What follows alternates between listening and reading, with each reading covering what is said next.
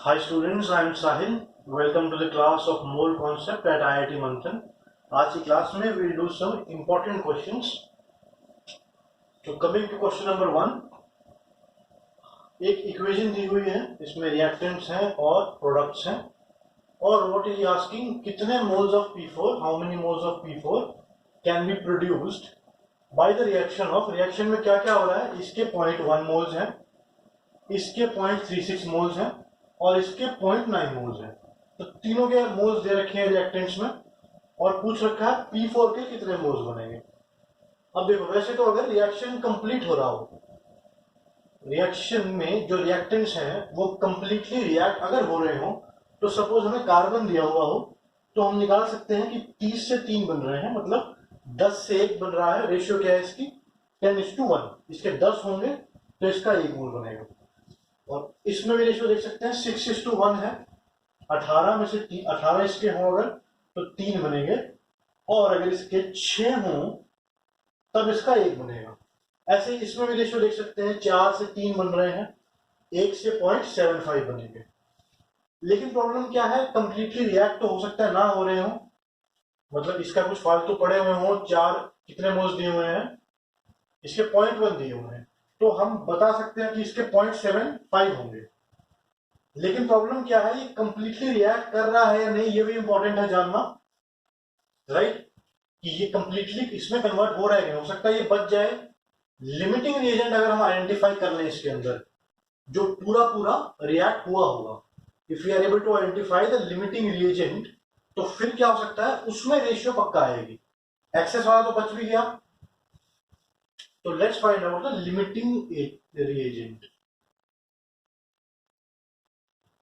Limiting reagent कौन सा है, इसमें निकालने का तरीका क्या है, पहले मोल्स लिख लेते हैं सबके। इसके 0.1 यूज हो रहे हैं, इसके 0.36 हो रहे हैं, इसके 0.9 हो रहे हैं।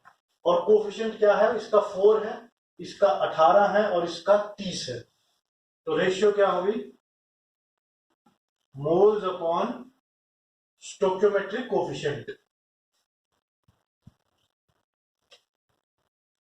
रेशियो हो गई 0.1 अपॉन 4, इसके लिए 0.36 अपॉन 18 और इसके लिए 0.9 अपॉन 13, मतलब जितने मोल्स हैं अपॉन स्टोक्योमेट्रिक कोफिशिएंट, जिसका सबसे कम आएगा वही लिमिटिंग रिएजेंट होगा और उसके हिसाब से P4 बनेगा।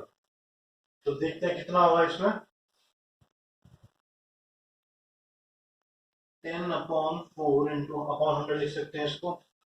10 डिवाइड हो जाएगा 4 से, कितना हुआ 2.5 इंटू 10⁻⁻²। ये इसकी वैल्यू आ गई। फिर इसकी वैल्यू ऐसे ही 2 इंटू 10⁻⁻²।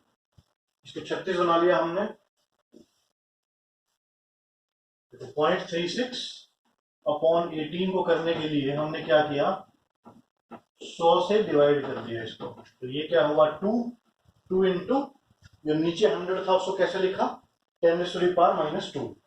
ऐसे ही 0.9 अपॉन 30 को लिखा 9 अपॉन 300। डेसिमल यहाँ पे आ गई, तो फिर ये भी कितना हो गया 3 इंटू 10⁻⁻², यानी ये हो गया 3 इंटू 10⁻⁻²। ये 3 रेशियोज आ गई हमारे पास। सबसे छोटी वैल्यू कौन सी है, इसकी है, किसकी है, SiO2 की, यानी सबसे कम ये है। तो फिर ये क्या होगा, लिमिटिंग रिएजेंट। तो इसमें ये रेशियो एप्लीकेबल होगी कि 18 से 3 बन रहा है, 0.36 से कितना बनेगा। सिर्फ और सिर्फ लिमिटिंग रिएजेंट के लिए ही रेशियो रखें, क्योंकि बाकी तो बच जाएंगे एक्सेस में।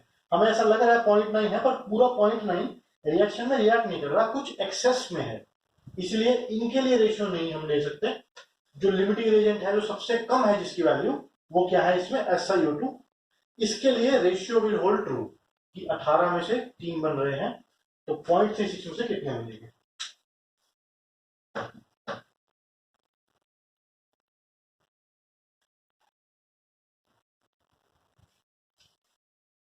Now the rule will hold true. Rule कौन सा, रेशियो वाला, 18 में से 3, तो 0.36 में से कितने होंगे।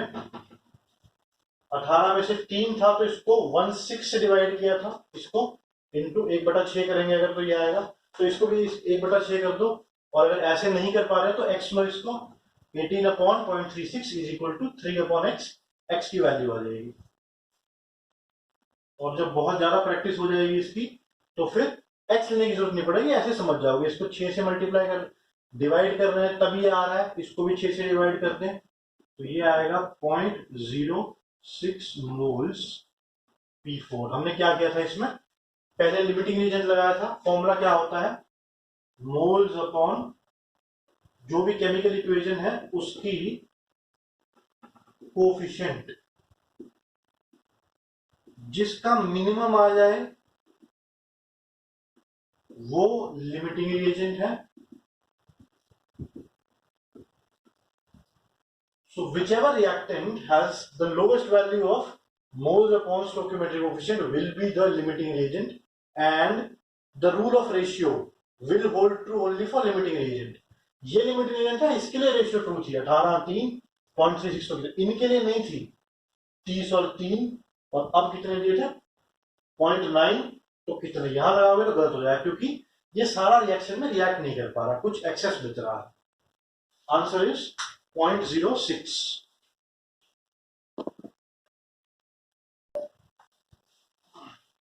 क्वेश्चन नंबर 2, क्वेश्चन पढ़ो एक बार ढंग से। दो इक्वेशंस हैं, first P4 plus O2 gives P4O10, और ठीक है इसमें जो प्रोड्यूस हो रहा है वो यहाँ पे यूज हो रहा है प्रोड्यूस करने के लिए H3PO4।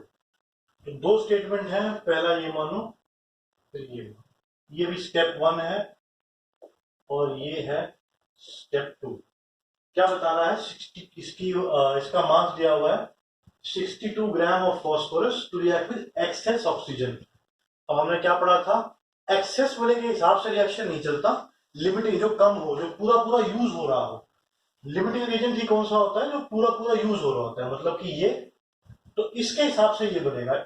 इसके 1 मोल है तो इसका भी 1 मोल आएगा, बैलेंस है इक्वेशंस, और यील्ड है 85%। ठीक है, पहले इसका ये देखते हैं कितना आ रहा है, फिर स्टेप 2 में 90% यील्ड है। तो हम स्टार्ट करते हैं पहले रिएक्शन 1 से। फॉस्फोरस का मोलर मास कितना होता है 31, तो P4 का मोलर मास हो गया 31 इंटू 4, 124 हो गया है, 124।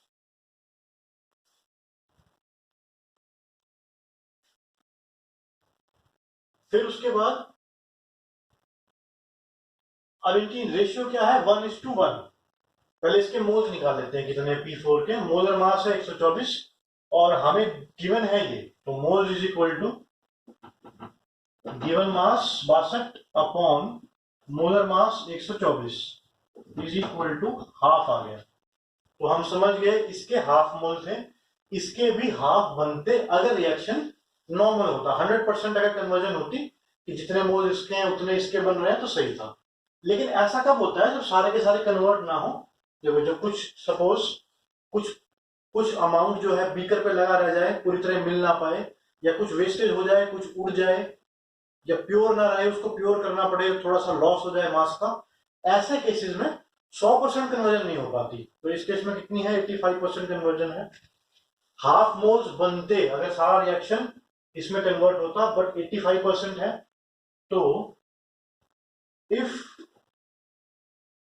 रिएक्शन यील्ड क्या होता है पैदावार, जैसे फसल की यील्ड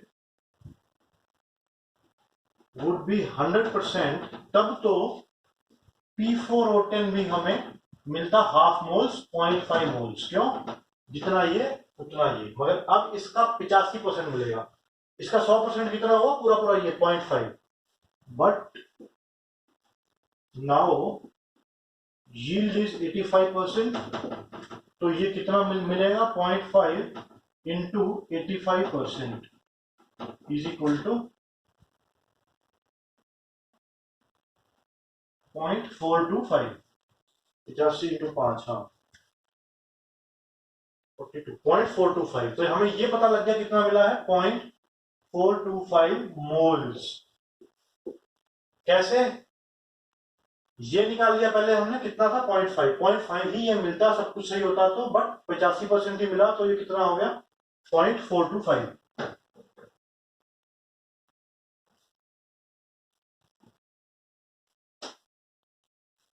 सेकेंड में तो अब ये हमारे पास कितना अवेलेबल है, 0.425 मोल्स अवेलेबल है। ये कितना होता है, इसके 4 गुना। अगर 100% होता तो, अगर रिएक्शन नॉर्मल होता, सिर्फ कोई इंफॉर्मेशन ना दी होती, तो हम समझ जाते इनमें रिलेशन क्या है, 1:4। मगर अब क्या है, 90% है, तो ये क्या, अगर नॉर्मल कंडीशंस होती, 100% यील्ड होती, या कुछ भी ना दिया होता, कुछ भी ना दिया होता तो हम 100% मानते हैं। तो H3PO4 के मोल्स आते 0.425 इंटू 4, इससे 4 गुना। मगर अब यील्ड कितनी है, बट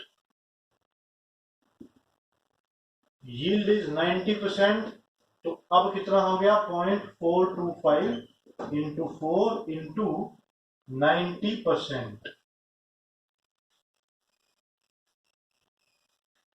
तो ये कितना हो गया 0.425 इंटू 3.6, 425, 36,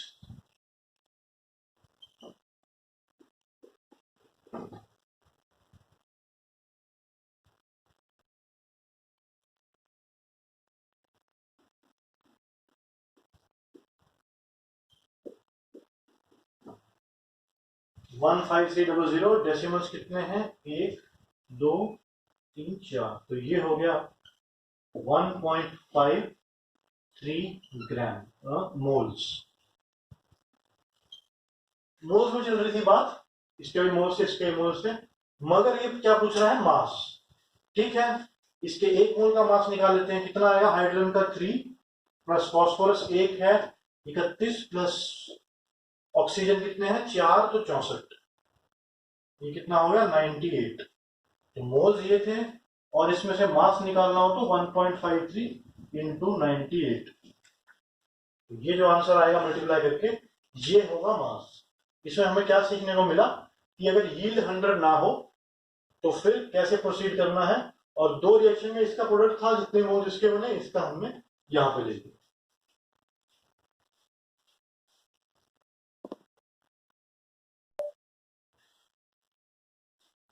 नाउ ये जो आइसोटोप्स के क्वेश्चंस हैं, हमने कैसे किए हैं, कोई हमें एलिमेंट दिया हुआ है, उसके 2 आइसोटोप दिए हुए हैं, जैसे फॉर एग्जांपल क्लोरीन हमें दिया हुआ है, उसके 2 आइसोटोप्स हैं, एक का, आइसोटोप्स के क्या डिफरेंट होते हैं, हमने पढ़ा था आइसोटोप्स के बारे में, आइसोटोप्स के एटॉमिक मास डिफरेंट होता है। तो एक आइसोटोप का मास है 35, दूसरे का मास है 37, इसकी परसेंटेज है 90%, इसकी है 10%।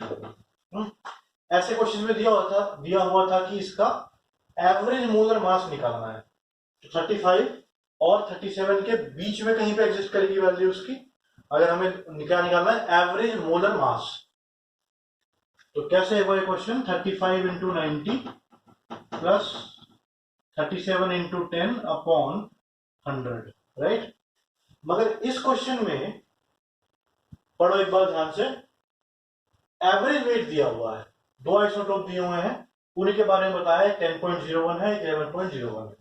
तो एवरेज एटॉमिक मास हमें पता है इन दोनों के कहीं पे बीच में लाया करेगा, और वो एवरेज एटॉमिक वेट जो हमने निकाला था अभी तक, जो क्वेश्चंस किए थे उसमें हमने एवरेज एटॉमिक मास निकाला था, एवरेज मास, एटॉमिक मास, और परसेंटेजेस गिवन थी। इनके मास दिए थे, परसेंटेज गिवन थे, और हमें क्या निकालना था, एवरेज मास, इन दोनों की हेल्प से।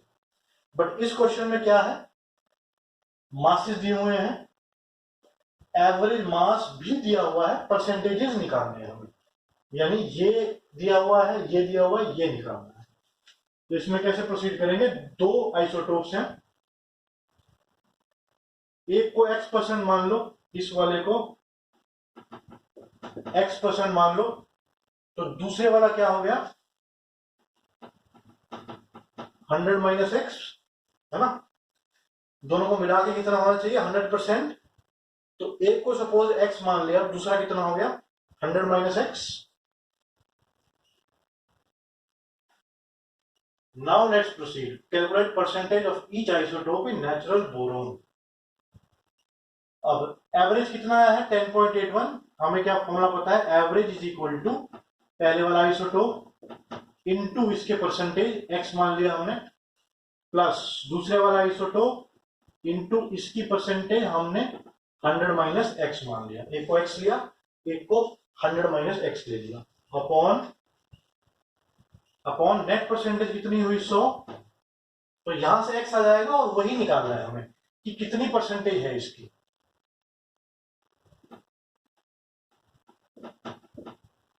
ये आईआईटी में आया हुआ क्वेश्चन है, हालांकि बहुत पुराना है, माइनस 11.01x। उसके बाद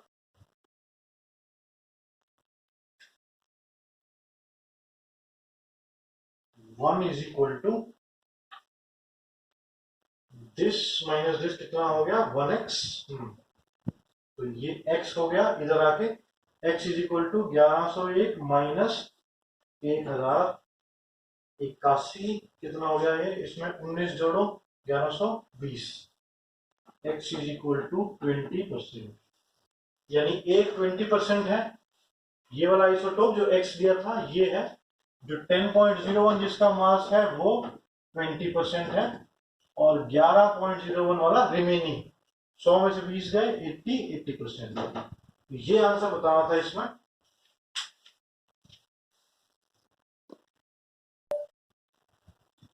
coming to question number 4, decreasing order of mass of pure elements. ठीक है, इसका मास निकालना है हमें।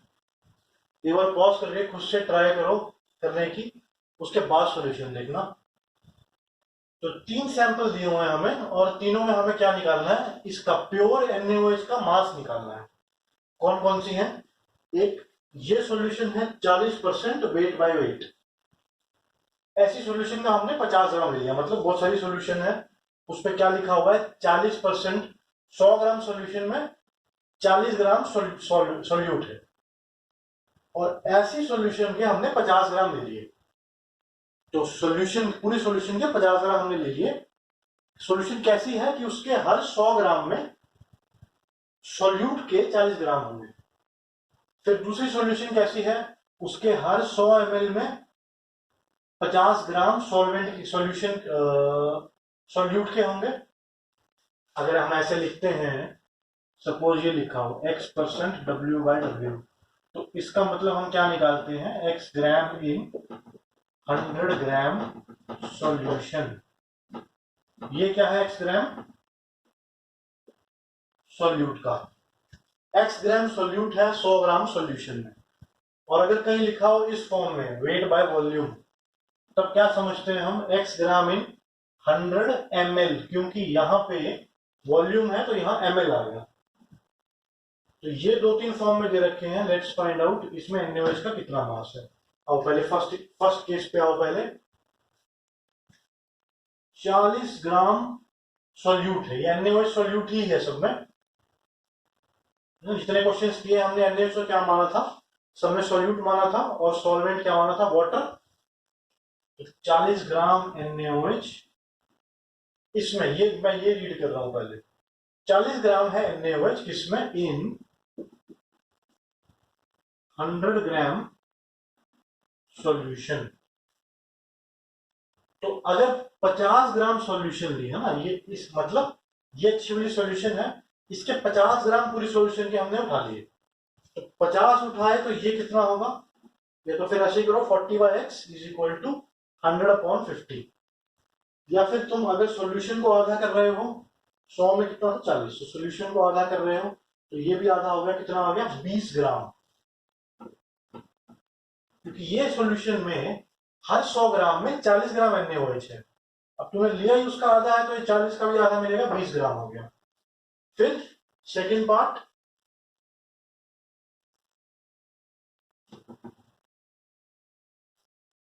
हाँ ये क्या बता रहा है कि 100 ml अगर सॉल्यूशन हो तो 50 ग्राम NaOH हो 100 ml सॉल्यूशन में, 50 ग्राम NaOH हो 100 ml सॉल्यूशन में। अब तुमने लिया ही 50 ml है तो इसका भी हाफ हो जाएगा। अगर 100 ml हो तब तो है ये 50 ग्राम, मगर अगर उसका हाफ हो 50 ml ही लिया तुमने तो इसका भी हाफ मिलेगा ना, समझ रहे हो? इसको हाफ अगर कर दें तो इसका भी हाफ मिलेगा 25 ग्राम। ये कितना हो गया? 25 ग्राम।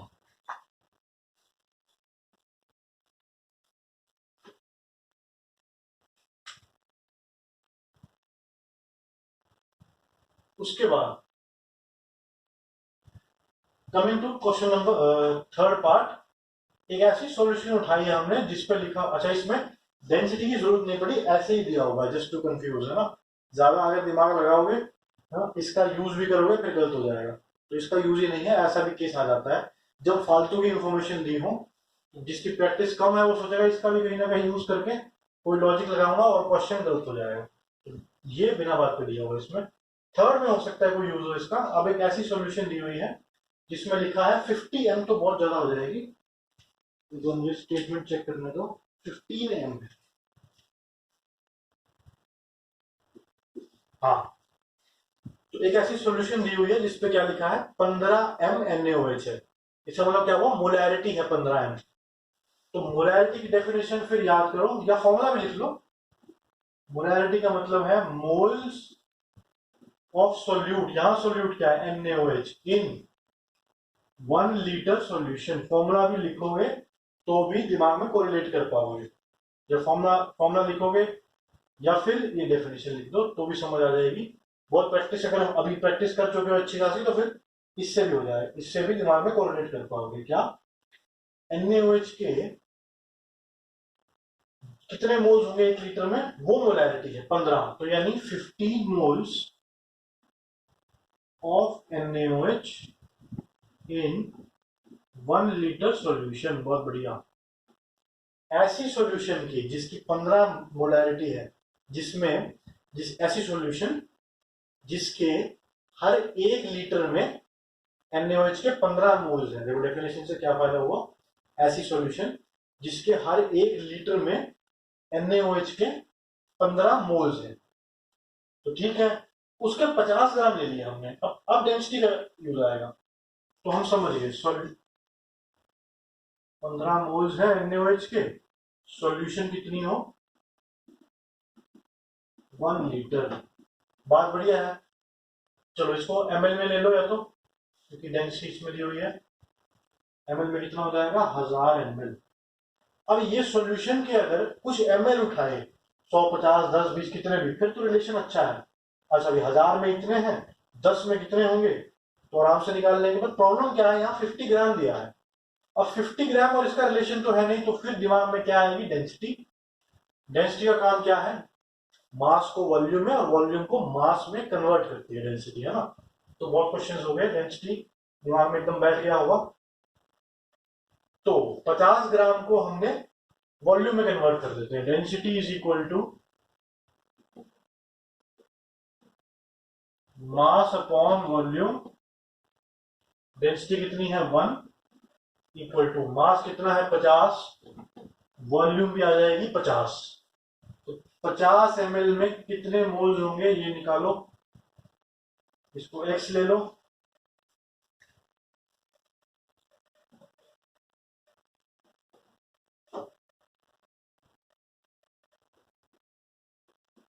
पंद्रह by x is equal to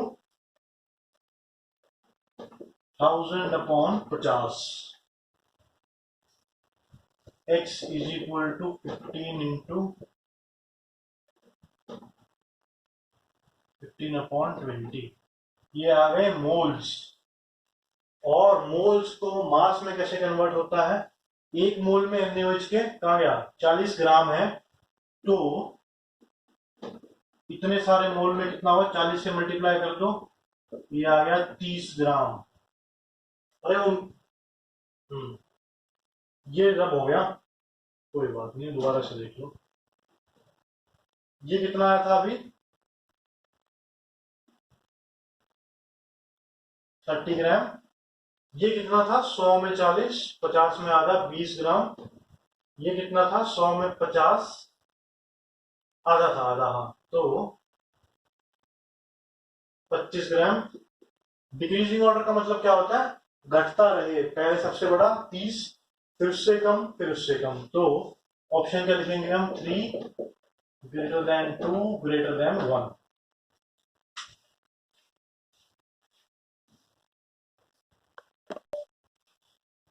Moving on to the next question. Calculate mass of anhydrous HCl in 100 ml of concentrated HCl solution। मतलब एक सॉल्यूशन है, सॉल्यूशन किसकी है HCl in water, कितने ml 10 ml सॉल्यूशन ले लिया हमने। 10 ml किसकी सॉल्यूशन ले ली HCl इन वाटर की। और उस सॉल्यूशन के बारे में क्या इंफॉर्मेशन दी हुई है, दो इंफॉर्मेशन दी हुई है। एक तो डेंसिटी, डेंसिटी अगर अगर सिर्फ डेंसिटी लिखा हुआ है तो हम समझेंगे किसका है सॉल्यूशन का है। डेंसिटी वर्ड देखते ही हम हमारे दिमाग में क्या जाएगा, सॉल्यूशन की डेंसिटी है। तो मास और वॉल्यूम भी किसके आएंगे सॉल्यूशन के। ऐसा नहीं है सॉल्यूट का नहीं आता, क्वेश्चन आता है, और एक बार ये पूरा मास्टर कर लो फिर वो बहुत आसान हो जाएगा। अभी अगर वो क्वेश्चन हम देखेंगे तो थोड़ी कंफ्यूजन होगी। तो कहने का मतलब क्या है, डेंसिटी जहां भी आए it is for the solution. तो सॉल्यूशन के बारे में दो इंफॉर्मेशन दे रहा है, एक तो उसकी डेंसिटी बता रहा है और दूसरा 87% HCl बाय वेट। अगर ऐसा कहीं लिखा हो तो समझ जाओ it is weight by weight. तो दो इंफॉर्मेशन दे रखे हैं, चलो इससे शुरू करते हैं। 37 ग्राम इसका मतलब क्या है HCl होगा, सोल्यूट होगा पूरे 100 ग्राम सॉल्यूशन में। यही मतलब है इसका, वेट बाय वेट का मतलब तो यही है, राइट।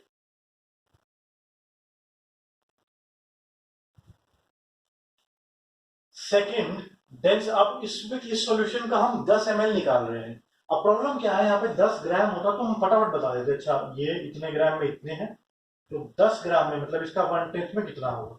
पर मिलीलीटर तो अलग ही चीज है, मास से रिलेटेड थोड़ी है वो। सॉल्यूशन के बारे में बता रहा है भले कि पूरी सॉल्यूशन के हमने 10 ml उठाए हैं, पर मास और वॉल्यूम अलग चीज है ना, इसको इसके नीचे तो नहीं लिख सकते। सेम होने चाहिए यूनिट, जो यहाँ आ रही है वो भी यहाँ आ रही है वो भी। तो फिर क्या याद आएगी, डेंसिटी याद आएगी। Density density is equal to mass, कितना है मास हमें निकालना है, अपॉन वॉल्यूम 10 ml। इस 10 ml का मास क्या होगा 12 ग्राम। यूनिट क्या है ग्राम पर मिलीलीटर। ये 10 भी हमने लिया था मिलीलीटर में, तो ये भी ग्राम्स में आएगा, ये ग्राम पर मिलीलीटर में। तो 12 ग्राम में कितना होगा, एक्स लो इसको, HCl पूछ रहा है ना, एनहाइड्रस का मतलब विदाउट वाटर और pure. 37 upon x is equal to 100 upon 12। x is equal to 37 into 12 upon 100। कितना हो गया ये 74 और 37 4.44 ग्राम्स। 100 ग्राम में इतने ग्राम्स था, 12 ग्राम में हमने निकाल दिया, इतना होगा। प्रॉब्लम ये थी अगर 10 ग्राम दिया होता ना या 12 ग्राम दिया होता फिर इसकी जरूरत ना पड़ती हमें, पर क्योंकि यहाँ पे वेट बाय वेट था तो यहाँ भी उसी यूनिट्स में हमें कन्वर्ट करना होगा।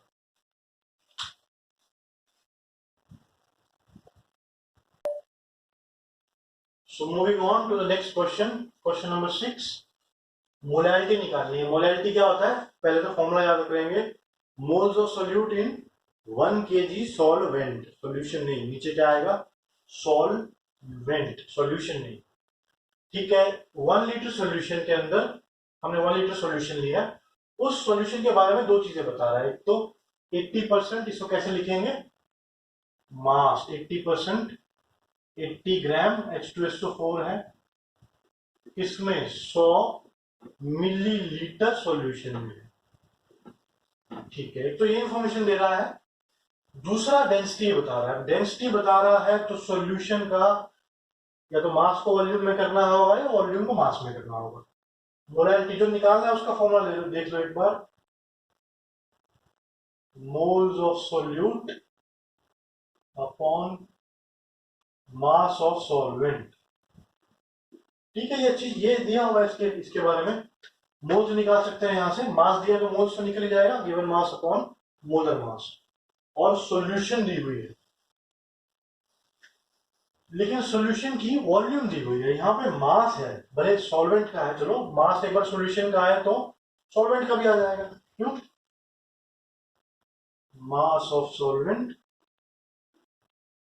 Plus mass of solute is equal to mass of solution. इतना तो पता ही है हमें, तो इसको कर लो मास में, density is equal to mass, कितना है मास हमें निकालना है, अपॉन वॉल्यूम कितनी है 100 ml, तो मास आ गया 180 ग्राम। 180 ग्राम में ये कितने हैं,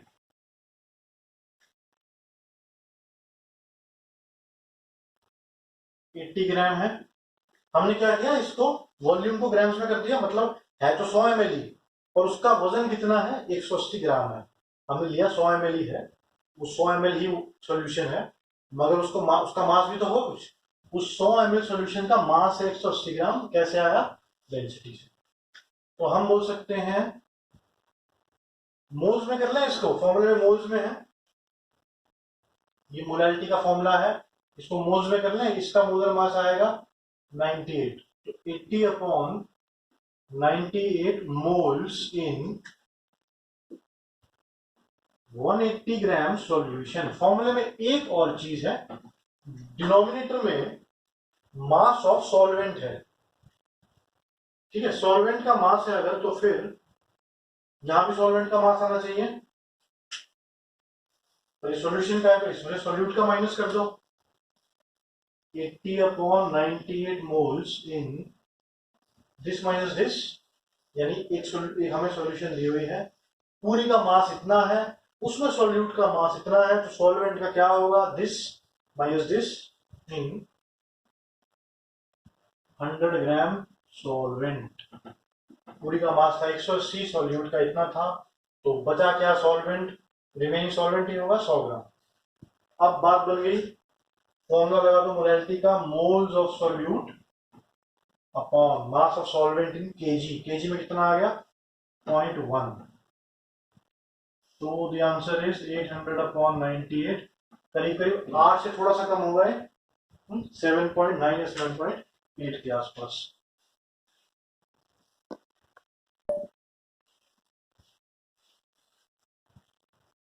देखो अगर ये 100 होता तो पूरा पूरा 8 आता, 100 होता अगर तो पूरा पूरा 8 आता, मगर 100 से थोड़ा सा कम है, ये डिनोमिनेटर कम कर दो तो वैल्यू बढ़ जाती है, तो थोड़ा सा 8 से ज्यादा होगा, 8.1 या 8.2 के आसपास।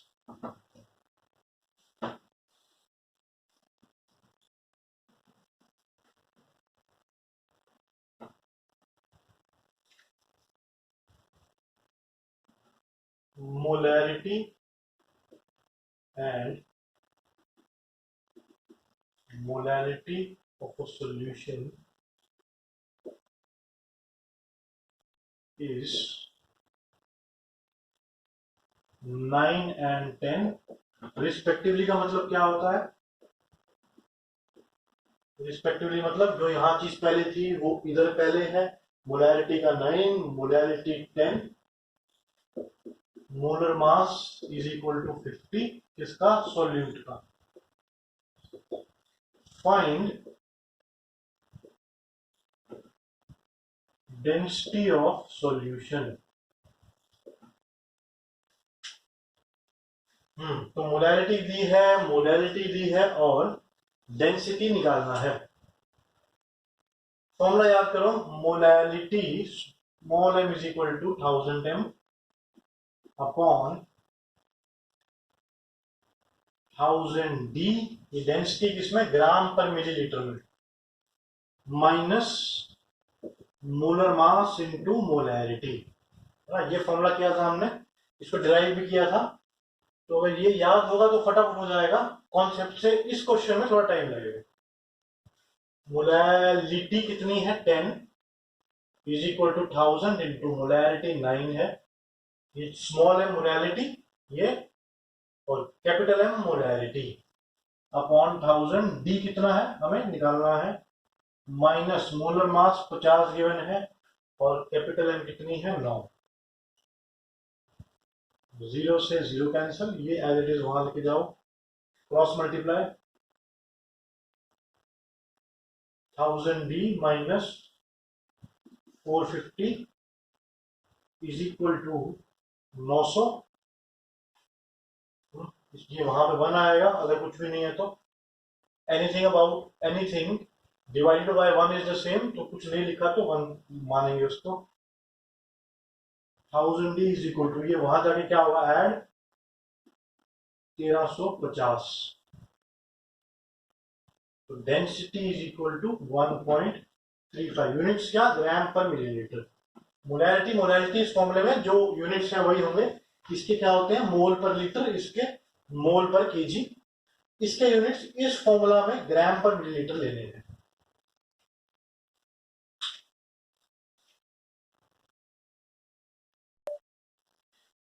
सो moving on to next question, aqueous solution of ethanol. पहले तो इथेनॉल क्या का फॉर्मूला पता होना चाहिए, अभी फिलहाल नहीं पता होगा, बाद में ऑर्गेनिक केमिस्ट्री में सब के फॉर्मूले पता लग जाएंगे। ये फॉर्मूला है, फॉर्मूला क्यों पता होना चाहिए, मोलर मास की जरूरत पड़े शायद कहीं पर।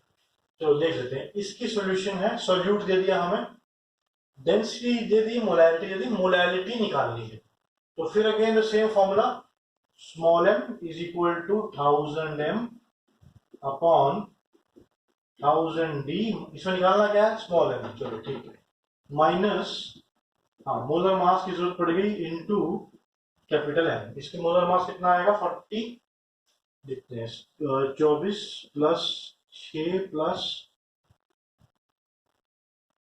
16 46 आएगा, 12 टू 24, 6 कार्बन है, 1 ऑक्सीजन, 16, 30 और 16 46, ये मोलर मास आ गया इसका। बस अब सब पता लग गया, अब तो निकाल लो। As it is values put करनी है, 1000 इंटू कैपिटल कितना है 2 अपॉन डेंसिटी को 1000 से मल्टीप्लाई करके ही लिख दो, 1025 माइनस मोलर मास 46,